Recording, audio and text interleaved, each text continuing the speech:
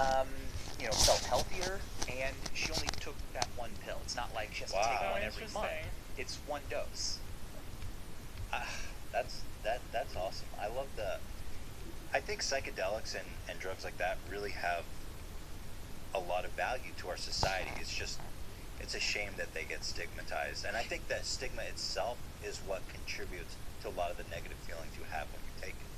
I think so too, yeah, because you start to feel like, oh my gosh, I'm doing something wrong or I'm dangerous. doing something wrong. Yeah. In fact, I had this thought that cracked me up during that second ceremony where I was like, you know what? When the shaman lights the candle and says that it's over, first of all, it's very comforting because he knows how long these experiences last. When he lights that candle, it's proof to me that the effects are only going to wear down from that. I mean, it takes a very long time, but they when you're going down, you start to regain control. Anyway, I'm thinking, once he lights the candle and like the crew's done, the first thing I'm going to say is, I can't believe I'm gonna have to tell my mom I did this. And that made me crack up because it just seemed to sound like such a funny thing. I didn't wind up saying it because it just felt like a joke when the experience was really dramatic Right. and poignant. But I forgot what I was about to say.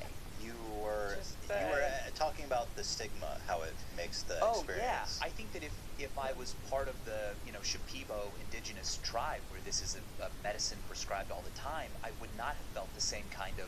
Am I a bad Right, person? right. Am I?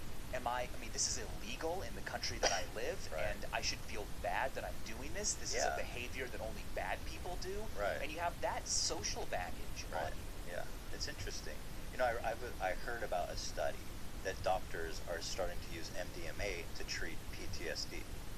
So they give you a dose of MDMA, which is ecstasy in the pure form, and they sit you down, and I guess it makes you feel more comfortable opening up, and you feel more comfortable with the emotions that you're dealing with. And so all these drugs that I think it's a shame. I really think it's a shame, this war on drugs, what it's done. I genuinely believe that people I genuinely believe that people don't abuse drugs unless there's something else going on. Like, people don't just all of a sudden become addicted to drugs. I think all drugs should be legal, and people should decide what they want to do. And if there's education and support to help people navigate those waters, then we would be a healthier, better society. And the word drugs, what does it mean? Because it sounds catches bad. so many Yeah. things. Yeah. Everything from heroin to DMT To Tylenol. caffeine to Tylenol, Yeah. right? And so we have done a disservice to both ourselves and to innovation and knowledge by saying, ooh, you're going to study psychedelics? Right. We really only want to fund that if you're going to be studying the bad side of them. Right. And only recently has that started to break apart, and we have this now renaissance of investigation of psychedelics.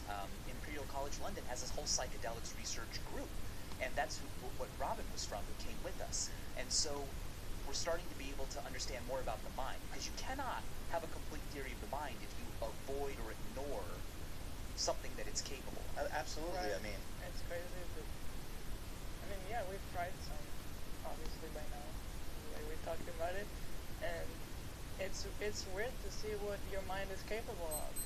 So I it's a wouldn't shame. want to do it on like a daily or weekly or we don't do anything now, but we've tried it, and Yeah, I think sure.